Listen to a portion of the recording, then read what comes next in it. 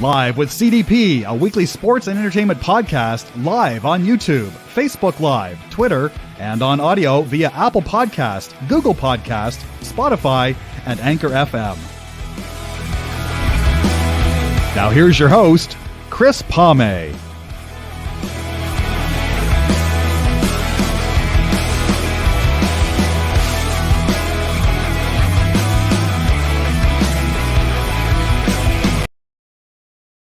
Good evening again, guys. Hello, guys. This is my part 2 of Live with CDP podcast today, season 4, episode 15. And I'm looking forward to my guest that's going to be coming on very shortly. And I just had her on a couple weeks ago, and her name is Martina Barnett. She's a pro wrestling fan expert, and tonight she's going to come on, and we're just going to preview and have her predict some of the matches for the pay-per-view this Saturday night in Nashville, Tennessee. SummerSlam, I believe it's the 34th annual SummerSlam. I'm going to ask Martina. I remember the first one in August of 1988 with the Mega Powers, Randy Savage, Macho Man, and Hulk Hogan against Andre the Giant and Ted DiBiase. And I think Jesse the Body Ventura was the referee at Madison Square Gardens. And that was SummerSlam. The Warrior beat the Honky Tonk Man, the defending IC champ, for over a year in 7 seconds as well. So SummerSlam has come a long ways in 34 plus years. And it used to be at the end of August, but they've moved it up now. It's going to be Saturday, July 30th, tomorrow night in Nashville, Tennessee. So just bear with me, guys, and I'm going to bring on my guest, Martina Barnett. This is her second appearance in 2 weeks, and look forward to talking to her about SummerSlam and some of the matches. Good evening, Martina. How you doing? Hi, good evening, Chris. I'm well. How are you? I'm good. I'm a little tired, but otherwise I'm good.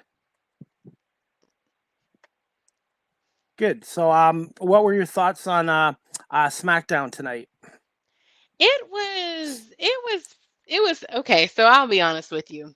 I am not 100% sure who the audience is that they are going for with the maximum male model segment. But just from my rapid fire live tweeting, a lot of people find that segment to be a bit strange. I know I do. And it was fine for me until then. I'm like, okay, here we go. Here's this segment that I just kind of tuned that part out. But I thought it was actually a great opening match with Sheamus versus Drew McIntyre. Of course, McIntyre won, and he's going to be facing Roman Reigns at Clash of the Castle, I believe it's called, which is going to be in Cardiff, Wales. Which I'm not going to be there, but I think that's really awesome. I studied abroad, and I actually went to Cardiff, Wales. It's a beautiful city, so I'm like, oh, that's pretty cool. So it's if you ask me, it seems pretty evident that Roman's going to retain, because if McIntyre is facing Roman for the title at Clash of the Castle, is Roman not going to retain? So, as far as predictions, it seems to me like Roman's going to retain tomorrow at SummerSlam. I'm sorry, I'm kind of jumping ahead. I'm sorry, but you asked me. Okay. Let me stick to what you asked. Sorry, you asked what I thought about SmackDown. I thought it was good. The ending, Paul Heyman coming out and doing his epic promos, and basically in a nutshell talking about how Roman is going to decimate Brock Lesnar. And of course, Lesnar comes out, and then Theory comes out, but Theory ends up getting beat up again. He has not been having a good week. And I think that I also see that as some foreshadowing that I do not think he is going to be successful when he tries to cash in his Money in the Bank briefcase. I was going to say, I do think Theory is going to upset Bobby Lashley. I do think he's going to get his U.S. title back, but I don't think he will use his Money in the Bank thing at SummerSlam. I just think it's too predictable. I think they might wait to maybe the pay-per-view in August or September or October when people are at least expecting it. I just have a feeling the WWE has a wrinkle up their sleeves with Theory right now. I think you're right about that, because, I mean, he's even said, like, yeah, he said both things on the mic in his promos. He said, like, I'm going to beat Bobby Lashley. I'm going to get my title back. And then he has also said, I'm also going to be the undisputed champ. So I'm like, sir, you're not going to hold 3 belts. Like, that's not going to happen. So if anything, if he does try to be so bold as to cash in, I definitely don't think he's going to be successful. But you are correct that, they love to troll us and give us what they think they do what they think that we think that they think that we want to see, if that makes sense. And we know how, behind the scenes they're like, we're not going to do that. That's what they think we're going to do, so we're definitely not going to do it. So yeah, it'll be interesting. It's I printed out, so if you see me looking down, I printed out the card so that I have in front of me and I don't forget anything. But yeah, that we touched on thus far, Roman and Lesnar, and Lashley and Theory. But sorry, you're running this. I'm sorry. No, it's okay. No, I'm no, sorry. it's okay. No, it's okay. Let me let you ask the questions, because I don't want to just word vomit. You tell me what you ask me. So overall, what would you grade SmackDown tonight? Out of 1 to 5, 5 being the highest, 1 being bad. I'd give it an 8.5. That's what I said on 8.5. Twitter. Yeah, at the end of That's every solid. episode, I sign Yeah. off with like my sign off tweet. Like, I grade this at 8.5. And for me, the maximum male models just isn't doing it for me. I know they've got Maxine Dupree and Max Dupree and Massey, or however you're saying his name, and Monsieur, and it's very Zoolander. That's what I someone mentioned it, and I responded like it's giving me Zoolander. It feels very like satirical, and it's hard for me to to take it seriously. So I would be in favor of maybe cutting that out or trimming that down. Okay, I was gonna say I don't want to get into too much about Vince McMahon or whatever, but I just want to ask Anya your honest opinion. Do you think with him stepping down, I don't know if he was forced out to retire. We'll never know the truth. Do you think the writing and the storylines will be better with him apparently stepping in out of the scene? God, I hope so. That's all I can say, is I certainly hope so, because the writing over the past several years has been interesting, coupled with the massive, layoffs or whatever, the future endeavoring we've seen over the last few years. It's been, names that I personally never thought we would see leave. Like, did not think we would see, like, for example, Braun Strowman. I thought he was going to be a WWE lifer. Of course, The Fiend, which every day on Twitter you see people clamoring for him to come back. Everyone's trying to predict when, if and when he's going to come back, and if so, how. It just remains to be seen. But with Triple H back at the helm, pun intended, I guess we'll see. We'll definitely see. Okay, and I was gonna say I just brought this up at my beginning. I think this is the 34th annual SummerSlam, and I remember going to the first one in a hockey arena. They used to do it on in the hockey arenas on big screens, and I remember the first one, 19 August '88, from Madison Square Garden. The main event was the Mega Powers against uh, Macho Man Hogan against Ted DiBiase and Andre the Giant and Jesse the Body Ventura in there, and then they had the Warrior and Honky Tonk. And I'm like, it's hard to believe it's come from 1988 to 2022. Like, this is the 34th year of, I believe, a SummerSlam. That's crazy that you remember that. That's crazy. I was born in '87, so So I was not, yeah, old enough to know what's going on. But I know those names that you mentioned, and it is yeah. pretty crazy that it has come a long way, because yeah, I think it used to be in August, Yeah, at and the end of August. It used to be the last big event in August before I would have to go back to school because I remember after SummerSlam, summer's over, back to school in the mhm, fall, and mhm. they've moved it quite a bit earlier now. Yeah, so I don't, that being said, I don't actually know what the pay-per-view is for August. Do you know? I have no idea, and I always thought they would leave it in August at SummerSlam for an end of the summer event, but obviously they wanted to move it up. But I was gonna say, and there's been a lot of great match. To me, the first ever SummerSlam, it wasn't really called SummerSlam, but it was in August 1986 at Toronto's Exhibition Stadium. 70,000 people there to see Hogan and Paul Orndorff. They didn't technically call it SummerSlam; they called it the main event, Mhm. and to me, that was actually the first pre SummerSlam back in 1986. If you ever see it on YouTube, 70,000 people in Toronto. And the main event was Hogan and Paul Orndorff with Bobby the Brain Heenan in it. But yeah, to me, that was the actual first SummerSlam. But I've always been a fan of SummerSlam, and I'm hoping this year's is good. I'm gonna have to follow you and follow it on the internet for the matches and stuff like that. Definitely. That's a really cool history lesson because I did not know that. I do like to go and watch old matches on YouTube, though. That may or may not be like a pastime of mine, or just go watch matches that I haven't seen since I was a kid. So, yeah, that's pretty cool. And I think something you just touched on, you said, oh God, you said, oh, as far as keeping up with on online, yes, I'm not gonna lie, I'm still salty from SummerSlam last year when Bianca Belair lost to Becky Lynch in 26 seconds. I swore that I would never forgive them for doing that to her because I thought that was so messed up. They had built her up for so long only to have her lose it in such a brief amount of time. I was so pissed. I was like rapid fire, like, you know, upset. And so I didn't actually see it, but of course I was watching that people posted it on Twitter. So I did not watch it last year, so this will be my first time seeing it live in a couple years, but it will be interesting. Definitely. Okay. Well, we're going to get to that now anyway. So, what are your thoughts on this 2022 SummerSlam card?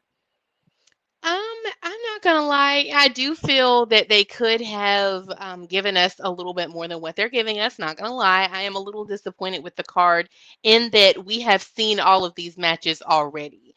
That is the disappointing factor to me. Not who's on it, but the fact that we've seen these matches before. Like I said, I printed it out and I have it in front of me. So looking down, that's what I'm looking at.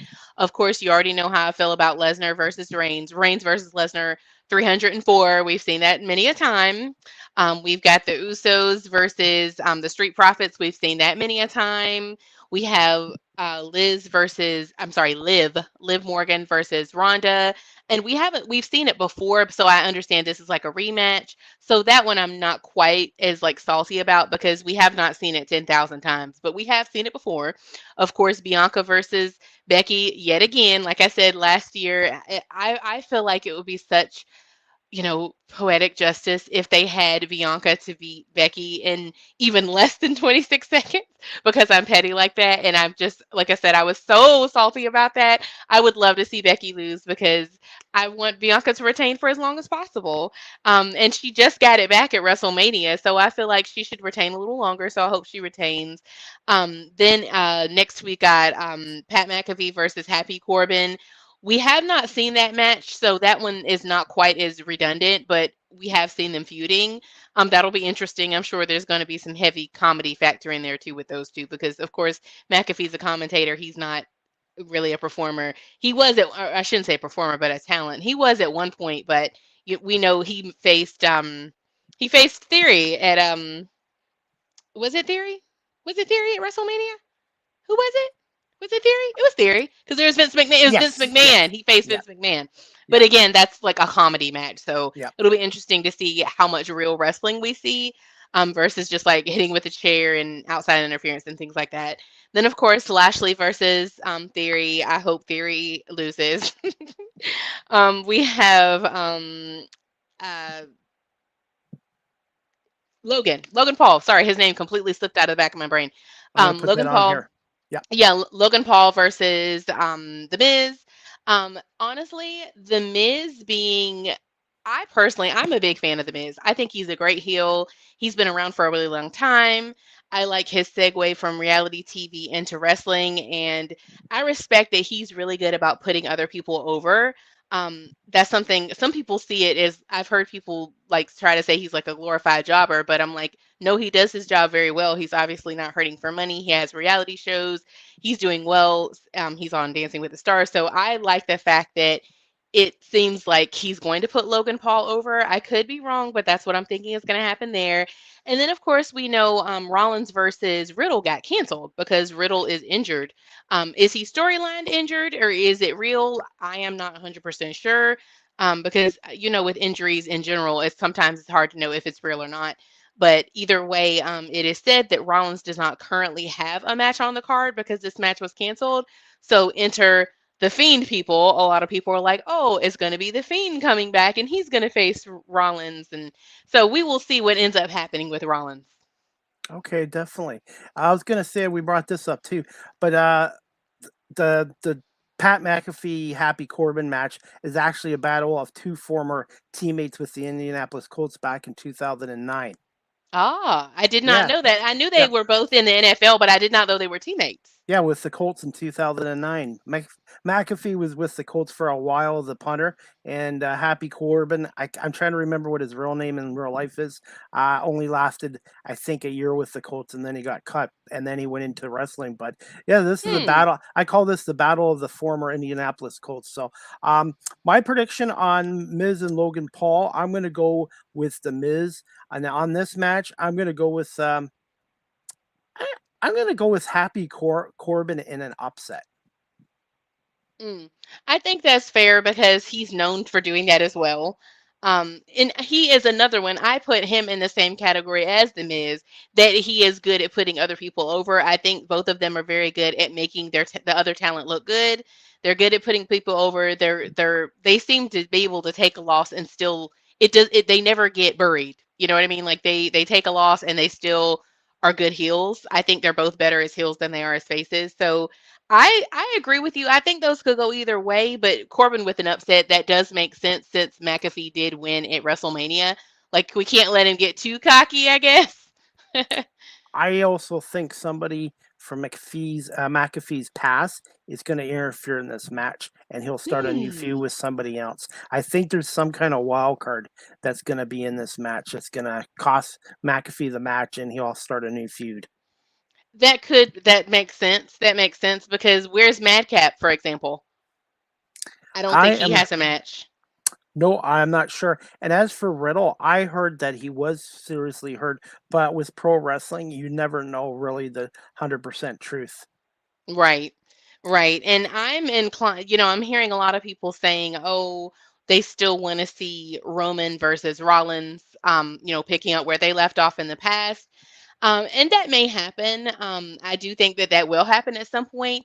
A lot of people are saying, again, like they're kind of, we speculate a lot in the wrestling community.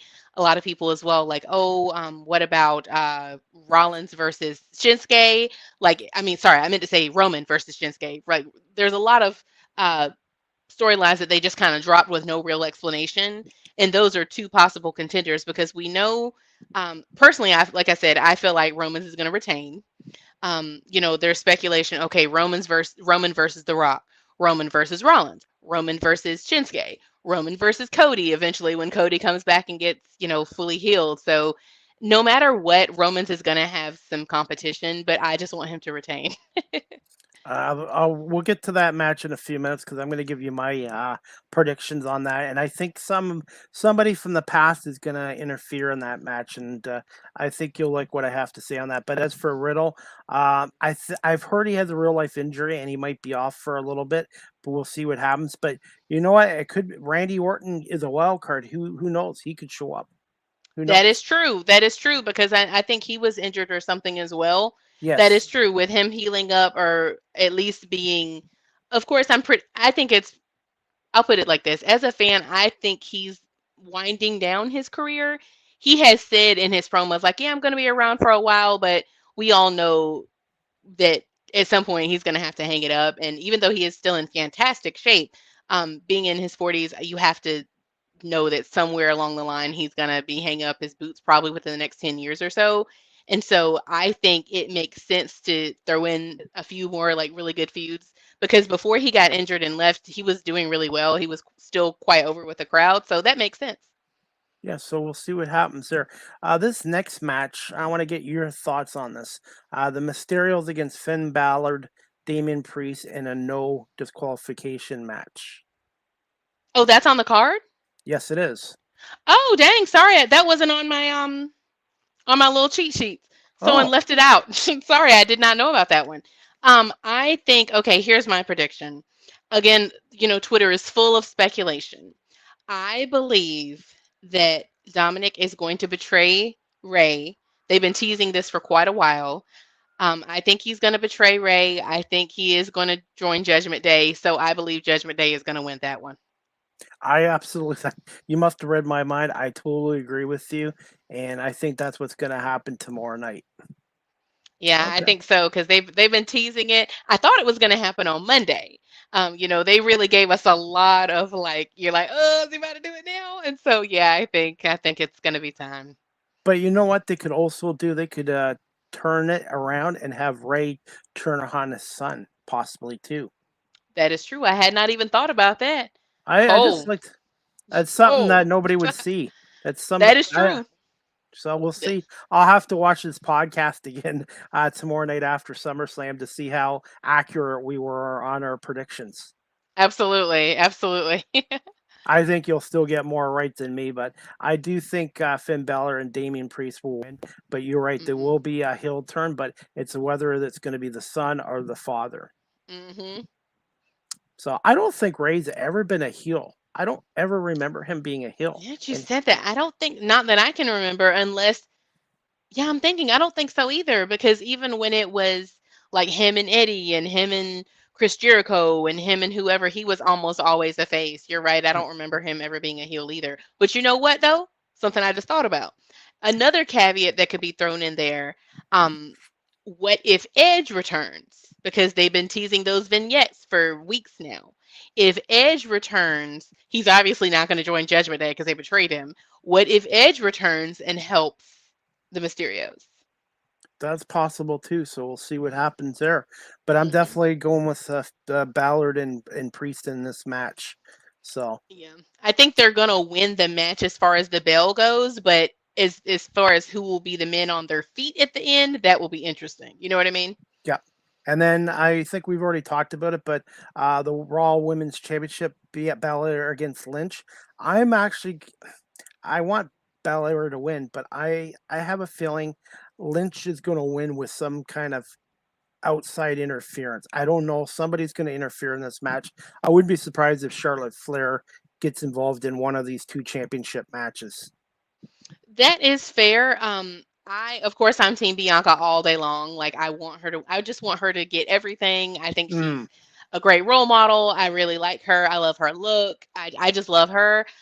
However, I do agree that I think at some point they're gonna have to keep her from going down the John Cena route where, he was a face for so long. Eventually they started to boo him because they're like, we're over it. He was just doing like the good guy, squeaky clean forever. I think at some point they are going to have to spice up Bianca's character a little bit more, not to all the way a heel, but I guess a little bit more, just a little bit something more. And so if that were to happen, that could create a new feud because her and Becky, I personally think they did that feud.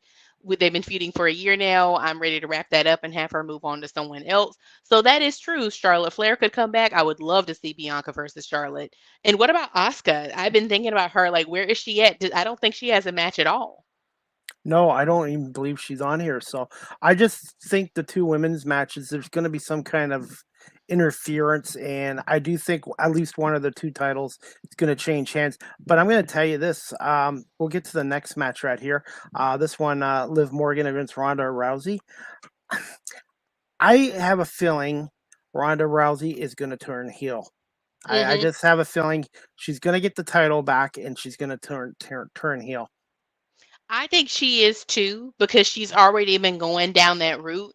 And I could be wrong, but I think Bailey's going to come back because they've been teasing her return for a long time. And I'm like, she's in good health. She's not injured anymore. Like, what's the holdup? So I think she's going to pop up somehow. She might interfere and start a feud with Liv Morgan. I think that would be ideal to me because think about it.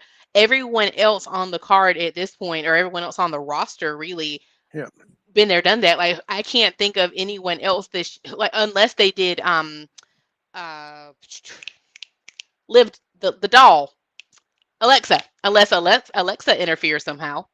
Because she that's did true. say that she said, but even though she mentioned Raw, she's on Raw, she's like, whether it's Bianca or Becky Lynch, I'm going to make my run for the title. So I think she might interfere or show up Yeah. somehow. And you did make a point about these matches, and a lot of them have faced each other so many times. See, back when I guess I'm an old guy, but back when the SummerSlam first started, there was only 4 pay-per-views a year: SummerSlam, Survivor Series, WrestleMania, and the Royal Rumble. I'm not saying they should reduce the pay-per-views down to 4 again, but I just think there's so many pay-per-views, and it just means everybody faces each other so much. I really think the WWE in the future should consider just going down to maybe 8 pay-per-views a year instead of 12. I don't know how many do they do. I think 12 or 13 a year. I just think there's too many of them and it's saturated. And I think it's not always uh quantity, it's quality personally.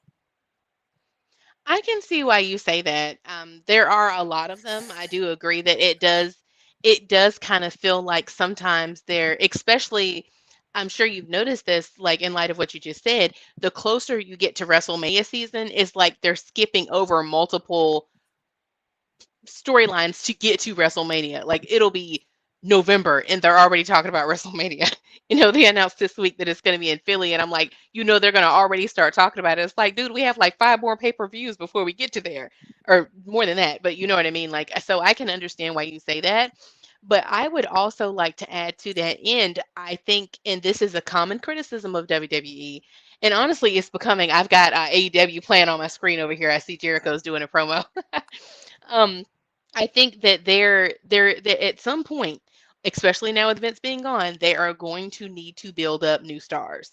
And they know this, we know this, you know this, everyone knows this, but I think they're going to need to be more serious about it instead of just giving us the same matches over and over and over again. Like even I tweeted it, someone, I don't know what like what the publication was, but Roman said in an interview himself this week that even he hopes this is the last match with Lesnar.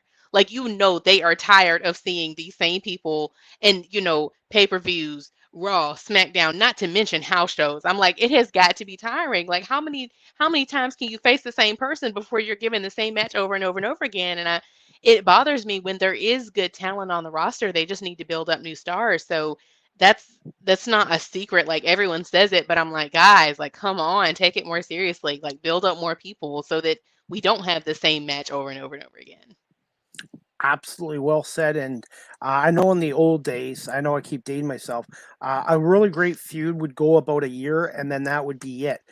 Most of the feuds would go maybe 3 or 4 months and that's it. And I think there's just too many pay-per-views and I know that like there's so much with Raw and SmackDown and stuff like that. And times change, but I just really think they should look at cutting the pay-per-views down to 8 a year instead of I don't know how many they're doing. It's just and you're right. You mentioned it.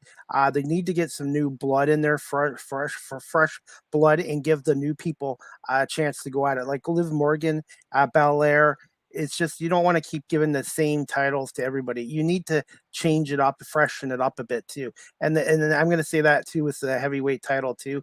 Reigns has had it for a long time. Lesnar's had it for mostly 20 years, and I really think I think it would do the company good to give somebody else an opportunity with 2 titles again. I think it would be better for the league to the WWE to have 2 guys hold those heavyweight belts instead of one guy having both of them. I agree with you. No, everyone knows I'm a diehard Roman fan. I love Roman bloodline all the way. Love it. Sorry, I get my one in the frame. But like the thing that kind of, okay, here's my point of view. This is solely my opinion. I personally feel like reason why they have allowed Roman to be where he is, this is my opinion.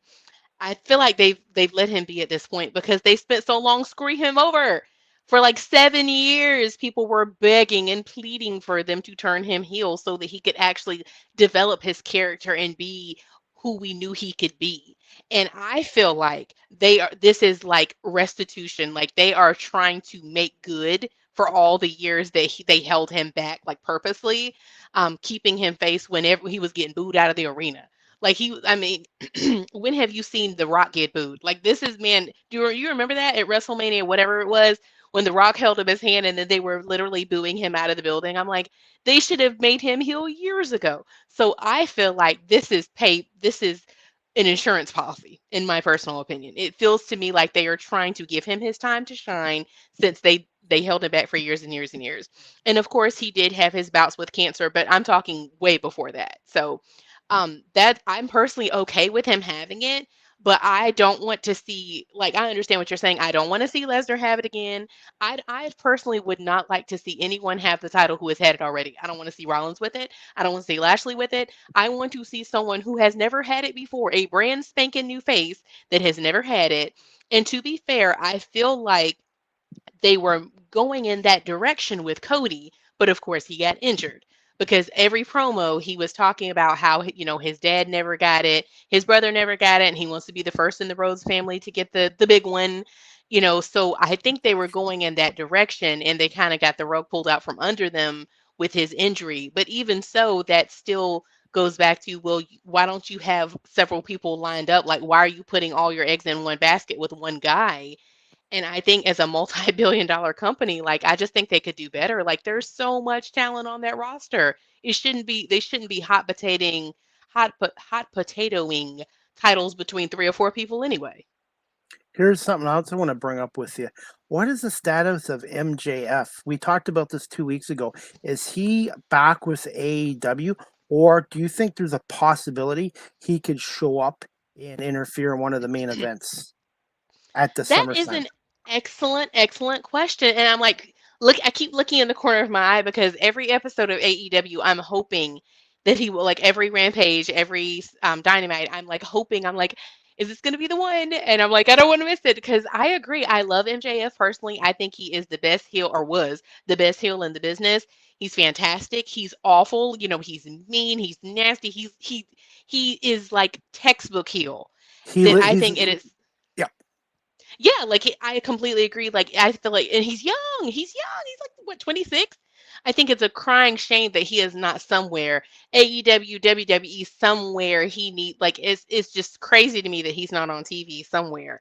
So to answer your question, I don't know because you know how these things go with that his final promo in AEW. Everyone's like, is it a work? Is it a shoot? Is it a woot?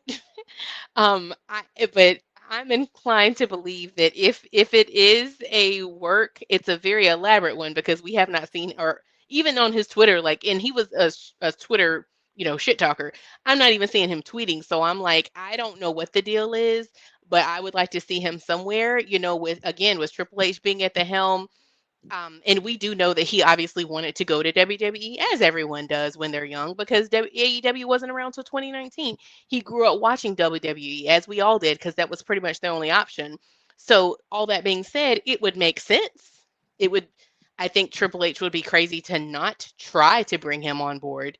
However, he would obviously have to clean up his promos a lot. But there again, there's the TV 14 incoming rating. So, there's so Yep. many factors. But to answer your question, I hope he turns up somewhere. And to me, AEW made a mistake not giving him the heavyweight title at least once. Absolutely. Let him have the belt for 6 months or whatever and build up his character. There's no reason, no offense to CM Punk, but MJF really should have had a chance with that heavyweight belt for at least a half a year to go see how he would do with it. Absolutely. I said the same thing. I think that was a huge, huge. But here's the thing. I don't feel like it was an oversight. I think it was obviously intentional because they plan out who their champions are going to be. But I think that it was I guess a mess up. It was it was foolish on their part. Like the fans were clamoring for it. He has a huge fan base. Um, and yeah, I don't think there's any reason why they shouldn't have. And to me, it felt like, with them putting the TNT title on Wardlow, whom I love Wardlow. I think that was also well deserved.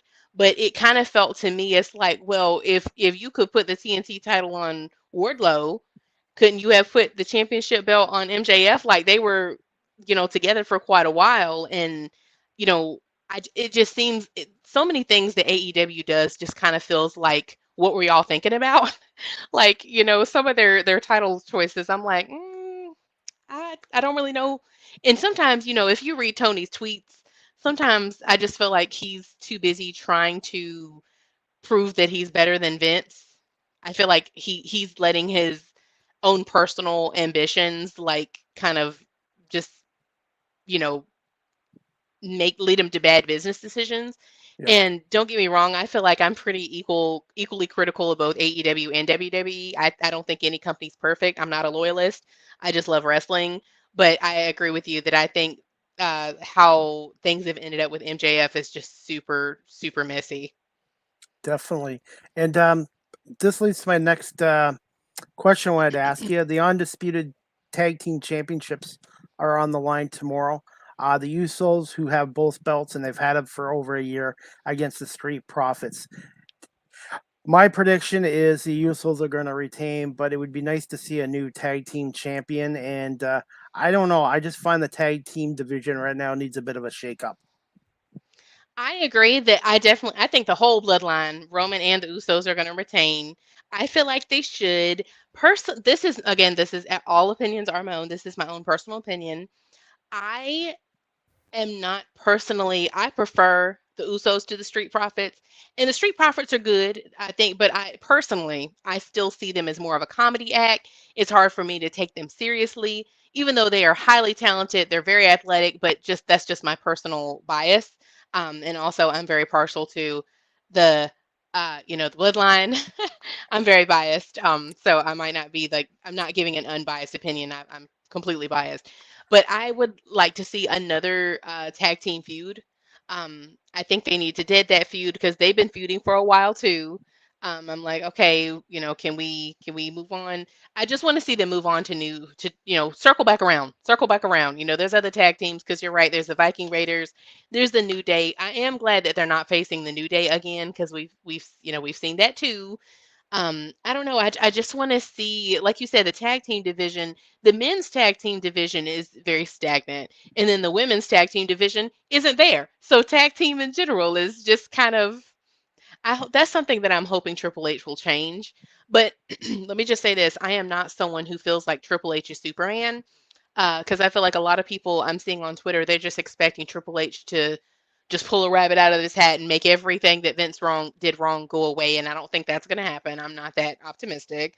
I think that we might see some changes, but I'm not expecting all wrongs to be righted. But yeah, I expect the Usos to retain, but I hope that they get a fresh new feud. Who they're going to feud with next, I do not know. Okay. And I was going to say, I still think The Rock is going to enter. The Rock is going to show up at SummerSlam.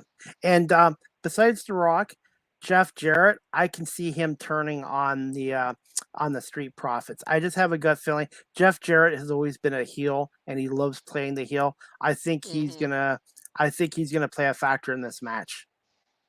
I think you're right about that. Now, The Rock, I had not thought about that, but it's very possible. I do think that there's definitely going to be some outside interference. If it's The Rock, I would be, or honestly, since we're talking about it, I'm like, if The Rock interfered with Roman v. Lesnar, somehow I am going to be like, but as far as like interfering with the Usos, I'm like, I hadn't thought about that.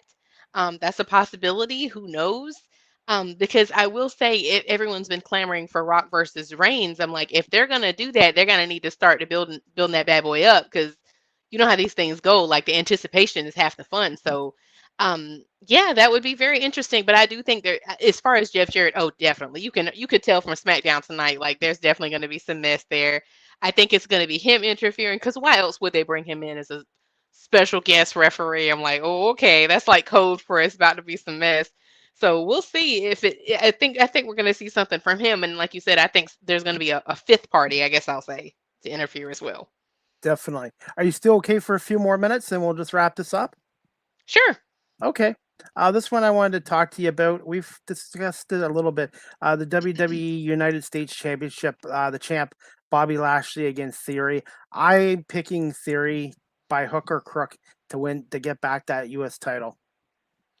By hook or crook. That's funny. I do think that Theory is going to put up a good fight. I think he's right. I'm sure he's riled up because he's been getting out promoted and out wrestled and mollywop and interfering. Earlier he interfered with like I said, Sheamus versus McIntyre, and then he came out and attacked or Brock. Yeah, he came out against Brock Lesnar. Like he's been on screen so much that I think he is going to wrestle well. Will he get it back? I don't know. Because it's just so many factors. I'm like, if he does get it back, then how is he going to cash in his money in the bank briefcase because he's not going to hold three titles.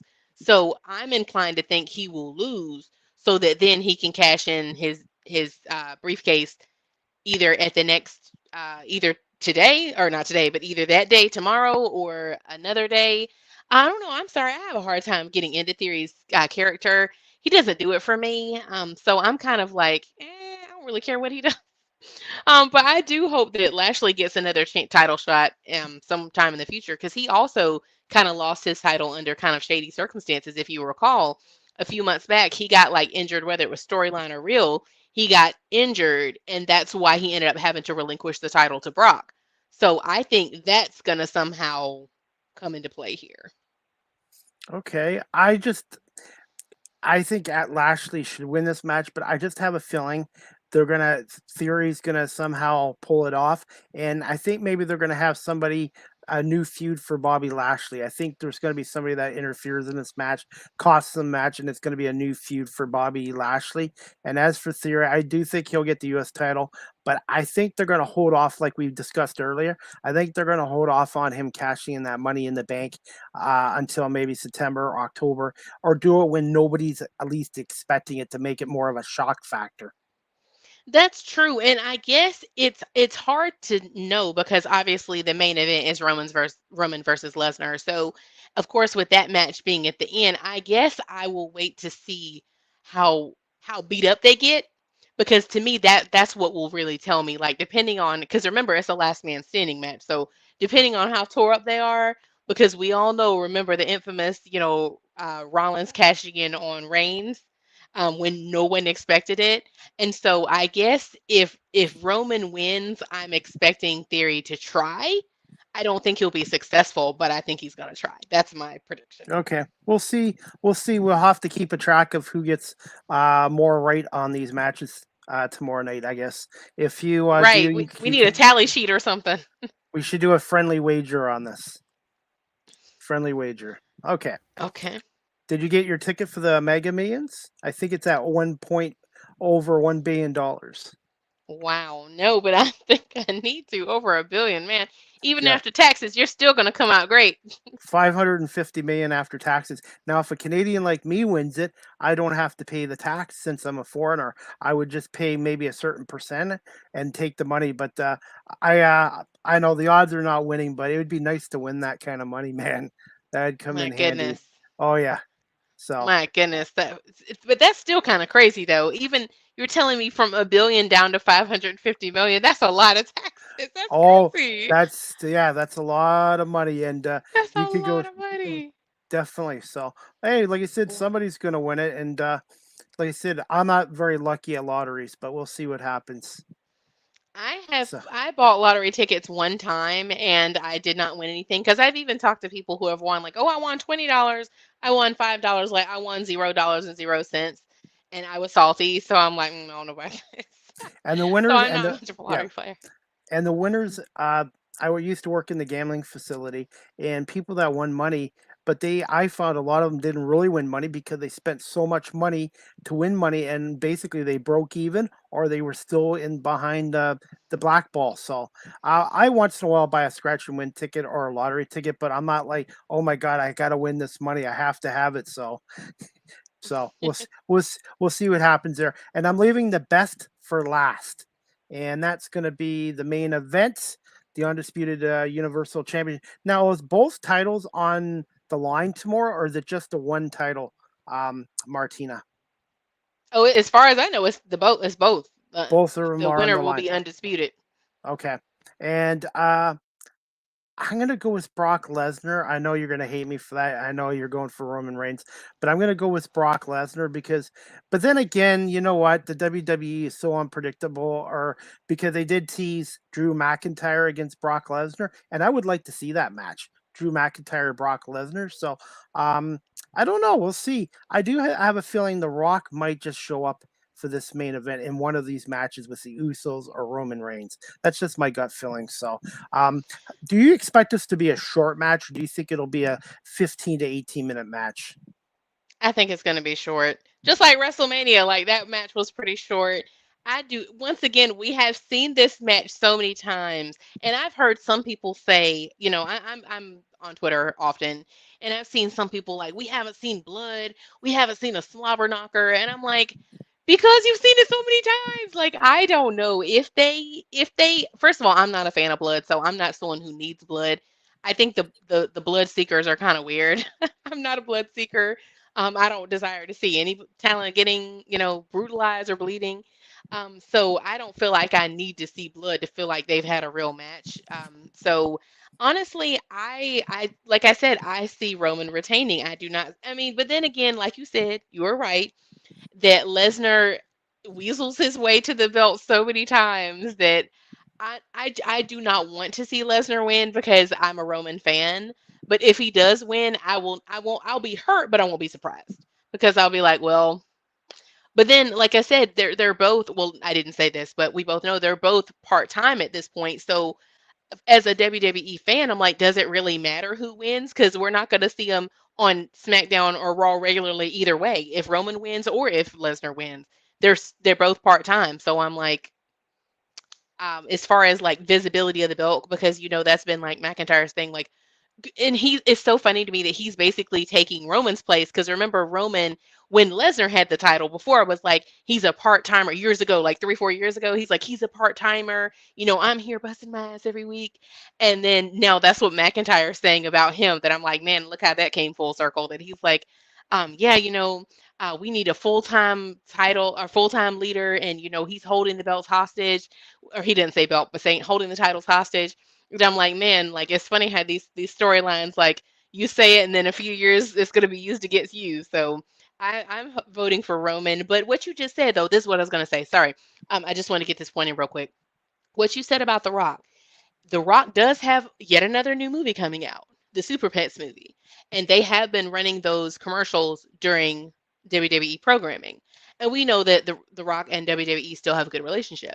So what you just said, I'm like, that actually would not be too far fetched if The Rock did show up somehow, or even if he didn't physically show up. What if he did a promo? Because we all know how they'll like put the lights down and then bring up the Titantron, so that is possible too.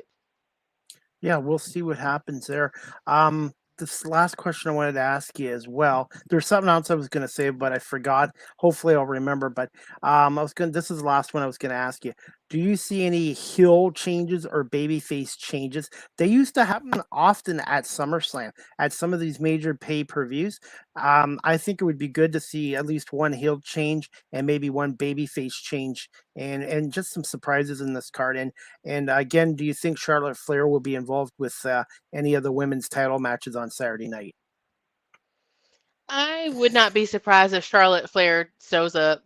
I wouldn't be surprised because she's not injured. She just got married, and that's done. So I wouldn't be surprised. As far as heel versus face, I was thinking about that. I can't immediately. The only one that I can immediately think of is Dominic. That I definitely think he's going heel. But the other ones, like I said, I'm sitting here looking at the paper I printed out. I don't see.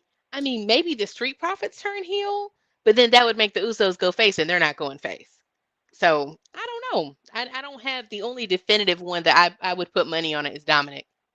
Okay, and Paul Heyman said this tonight. He didn't mention Hulk Hogan's name, but the last WWF champion to hold the title for 700 days was back in 1986. Hulk Hogan held it for actually over 4 years, and I'm surprised they didn't bring. I'm surprised they didn't bring Hogan's name up. They didn't bring up Hogan's name. I wonder if Hogan might actually make an appearance at SummerSlam. Um, oh man. Well, Ric Flair's last match is this weekend, so Yes. he might want to get a piece of the action, so to speak. Anything can happen with Jeff Jarrett being back. Like I said, Ric Flair's last match, Flair and Andrade versus um Jarrett and Jay Lethal. Somebody else. Yeah, Jay Um, Lethal. He does great Macho Man impressions. Oh my God, him and so I'm told. if you go on YouTube, click on Lethal and Ric Flair when they were in TNA, and they did a Hmm. 10-minute segue where Jay Lethal was uh, doing impression on Ric Flair, and oh my God, this guy can do Macho Man, he can do Ric Flair. It was so hilarious. If you go on YouTube and click on Ric Flair and Jay Lethal, you'll gut yourself for 10 minutes. I'm gonna have to check it out because he has such a unique voice. Like it is. I mean, everyone knows it. Everyone knows that voice. So I will have to Yeah. check that out.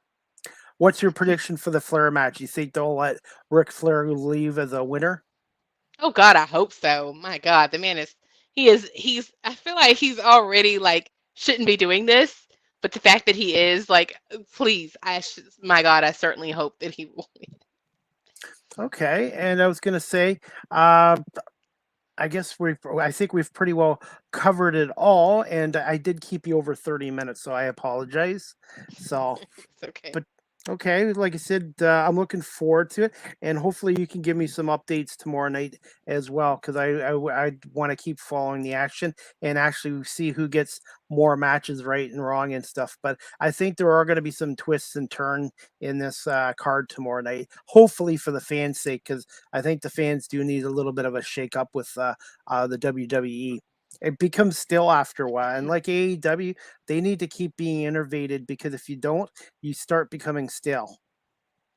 Definitely, definitely, and with the Vince exit, like that's being such a huge thing now. I'm like, it only makes sense, and like we said, we know they're going to be eventually going to TV 14. It only makes sense, like we're in the what is the name of the era that we're in now? Do you know? Well, it was the PG-14 era. Now it's the um, Yeah, you're right. It was the PG era. I don't uh, actually know. I can't think of what the actual name is of the era that we're in currently, but it makes sense to start a new one. So yeah, yeah. I think we're going to see some shakeups as well. I just don't think they'll ever get back to that attitude era. How bad, Oh no. how they did a lot of stuff back in the '90s that would be criticized right now. If you go back on Mm-mm. YouTube and watch some of it with Shawn Michaels, Triple H, DX, funny as hell. But man, oh man, they got away with a lot of stuff compared Oh to no. now. Yeah, The closest, in my personal opinion, the closest that comes to that currently is the Acclaimed in AEW, which is hilarious because Billy Gunn is in AEW as well.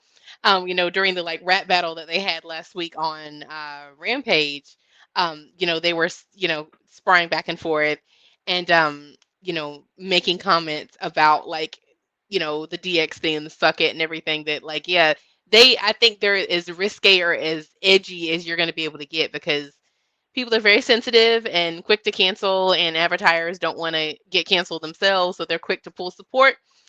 So yeah, I think it will be interesting to see what is 2022 TV 14 look like versus 1998 2001 TV 14. definitely. Hey, and before I let you go, I got to get your opinion. AEW's come up with some new tag team. It's not really a tag team, trio tag team. I just wanted your opinion on this, having three guys as champions, trio champions. I love it. I love it. It's right up their alley because AEW they love to have a whole lot of people in a faction or in a stable. And they have large stables. Look at Undisputed Era. House of Black is only 3, but they're of course adding more. You've got, Private Party, you've got the Hardy family, now the Andrade family office. You've got um God, like there's so many. There's multiple large factions and such. So I think that's a good idea for them. I think it works for them. And I know a lot of people are saying like, oh, another title. And there is a piece of that too. It's like, oh, it's like, do the titles even matter if everyone has one? I do agree with that. Excuse me. But let me just get a sip of water. I apologize. No, don't apologize. It's okay. I do the same thing too. I'm sorry, when you've just been talking and talking, talking. I'm sorry. But yeah, the fact that they have such large stables, I feel like that suits them. And personally, I would like to see House of Black win it first because I love House of Black and I feel like they need more screen time. We'll see. And what's the latest on CM Punk's recovery? Do you know? I have not heard much about his actual injury or recovery or surgery, but I did see that he had an interview, and people were discussing it this week how he was defending Sasha and Naomi. And of course, you have your diehard Sasha and Naomi haters who just hate them for whatever reason. And then you have people like me who love them for many reasons. And I respect Punk for like standing on his principles. I think that was very like bold of him and to defend them because a lot of people were joining on the hate bandwagon, and so I admire him for actually standing up for what he believes in and defending them because I feel like the way that they were treated was not right. Regardless of what they did, I feel like the way that they went about it was messed up, and that's my personal opinion, and I stand down on that. But as far as when he's coming back, I don't know. I don't know. I would like to see him back again because personally, I don't like the whole interim championship thing. I think it's silly. I think you either you're the champion or you're not. I don't like the whole interim placeholder. To me, it's very strange. I feel like they should have just had Punk to actually drop the title and just Mox being the interim champ. I don't like interim things. It's silly to me. What's your take on Moxley as the role of the intern champion? Do you think he's deserving of it, or do you think somebody else should have got it? I am not the biggest Moxley fan because I feel like his bleeding is just way over the top. And there's nothing wrong with him as a human being or as a person, but his character, I feel like the bleeding is just so over the top. Like his match with Roosh this week, like they were bleeding it like 5 seconds into I'm like, my God, like can we it's like the blood, it feels comical. It feels like there is just so much blood.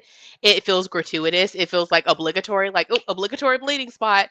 So I'm just over the blood. I think he's extremely skilled. He's very athletic. He's great, but I wish they would revamp his character. I'm like, okay, we get it. We get it. Like the blood just feels so over the top for me. But as far as being champion, again, I say the same thing I said about WWE.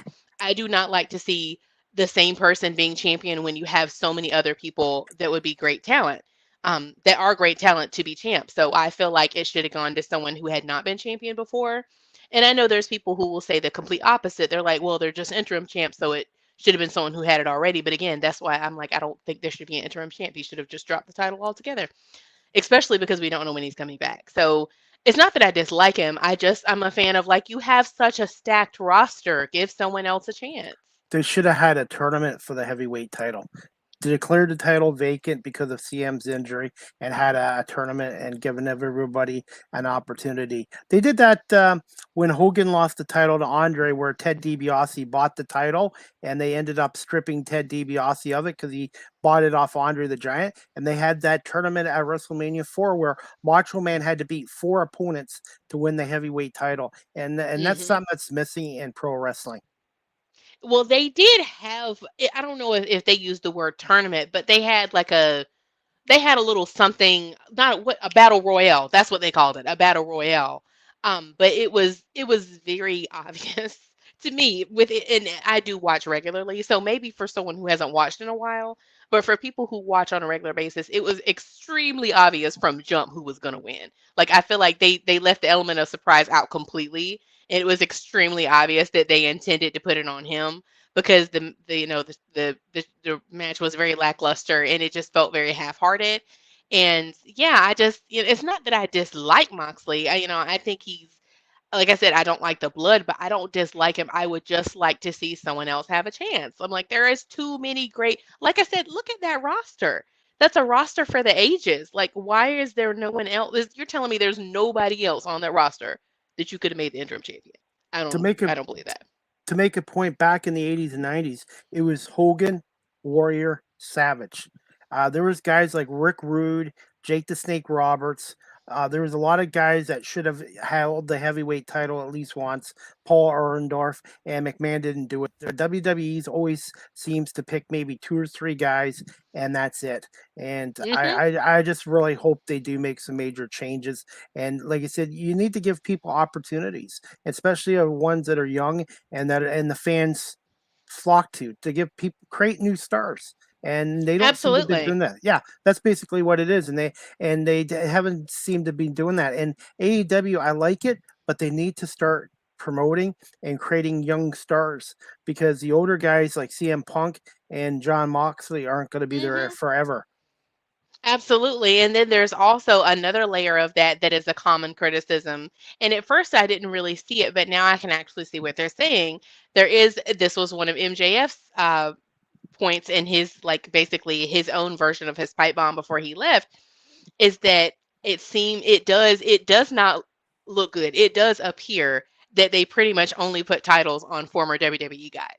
And I feel like it's gotten to the point where you can't really deny that whether it's intentional or not, that's pretty much what has happened.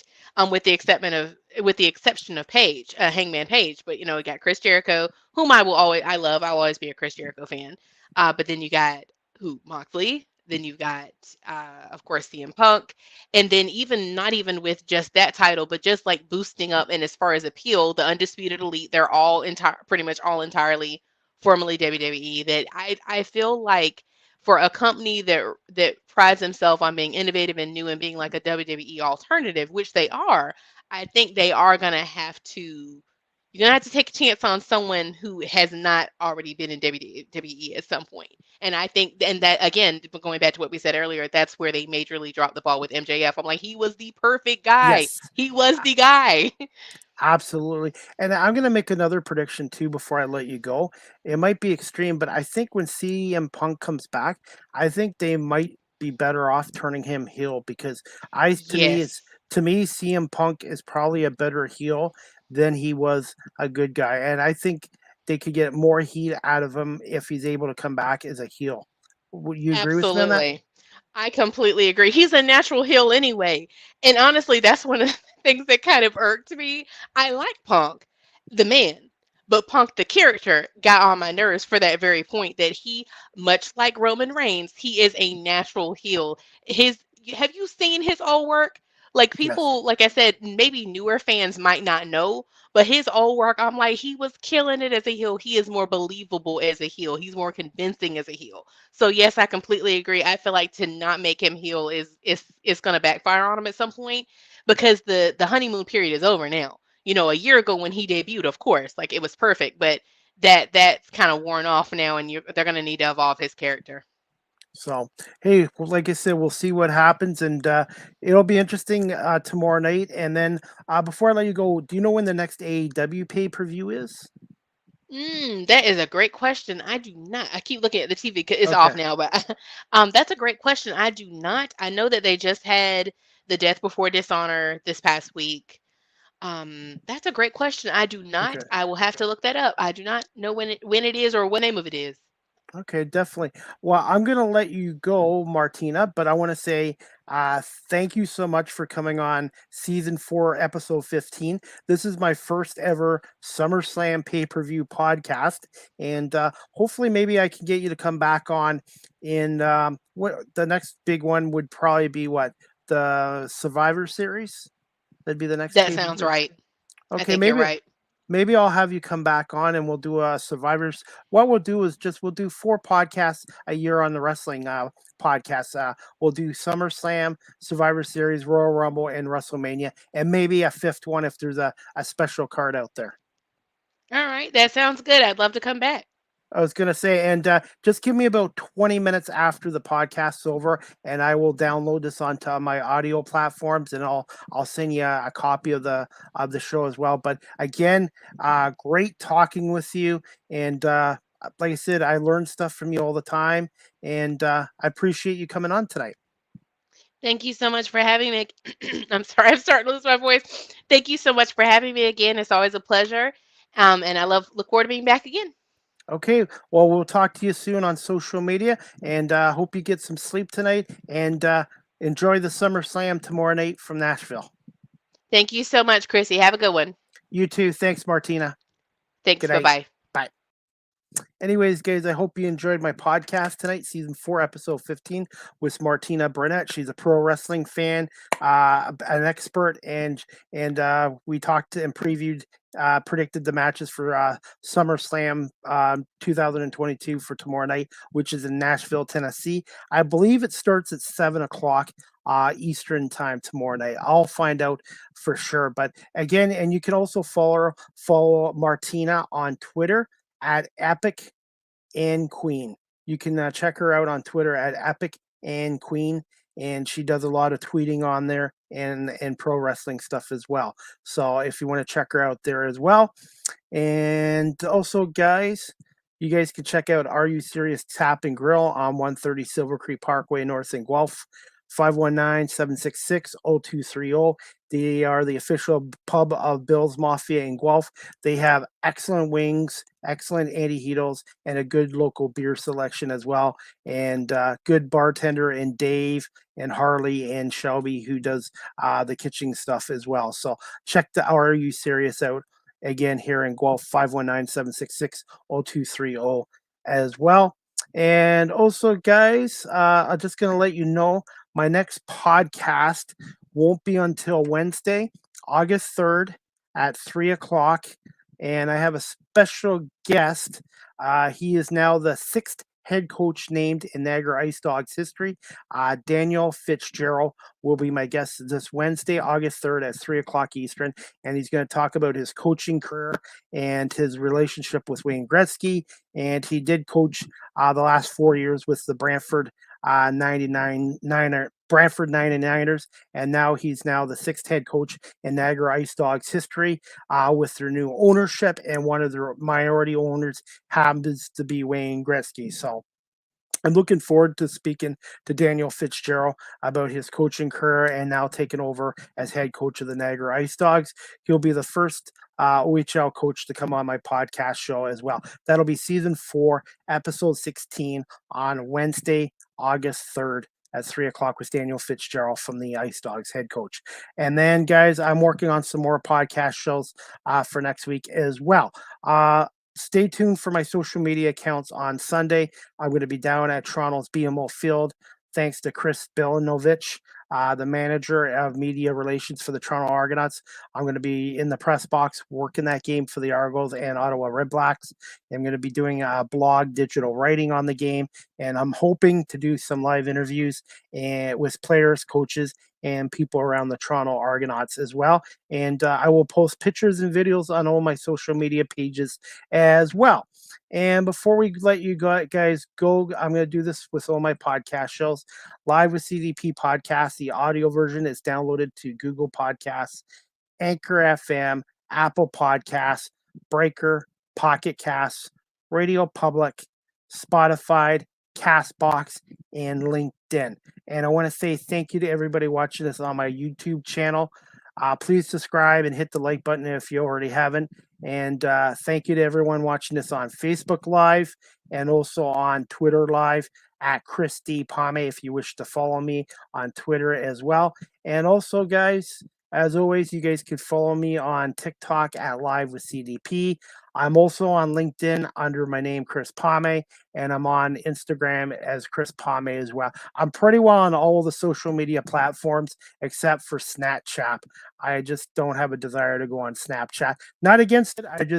I do enough social media accounts as it is. So anyways, I hope you guys can follow me on TikTok, Live with CDP, or on Twitter, Instagram, Facebook, etc. And also my YouTube channel too as well. So that's pretty well it, guys. You guys can also check me out on wordpress.com/home live with CDP.wordpress.com as well. So that's about it. Again, you guys can check out the World Wrestling Entertainment website, WWE.com. And the SummerSlam is tomorrow, Wednesday, July 30th in Nashville, Tennessee. I want to say thank you again to my guest, Martina Barnett, for coming on. Really enjoyed the podcast. And guys, any feedback, positive, negative, please feel free to give me some. I am always trying to improve my podcast shows. So any kind of feedback, how you like my guests and how you like my work would be great. Because the only way I can get better is if I get feedback and positive or negative, and just to try to improve my podcast as well. But like I said, I'm working on more podcast shows for next week. And I hope you guys can tune in Wednesday, August 3rd at 3 o'clock. Daniel Fitzgerald, the new head coach of the Niagara Ice Dogs, will join me, and I'm looking forward to speaking to him as well. And quickly, I'll just go over this.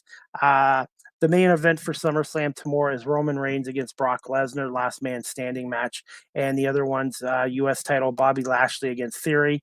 And then the tag teams, the Usos against Street Profits. So it should be a good card. So anyways, guys, that's about it.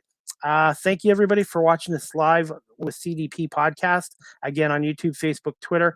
And thank you to everybody later on listening this on my audio platforms as well. I hope you guys all have a great night and have a great weekend. Enjoy your Major League Baseball and enjoy SummerSlam. And we'll see you next week for another edition of Live with CDP podcast. And for some of you that have Monday off, enjoy your long weekend here in Ontario.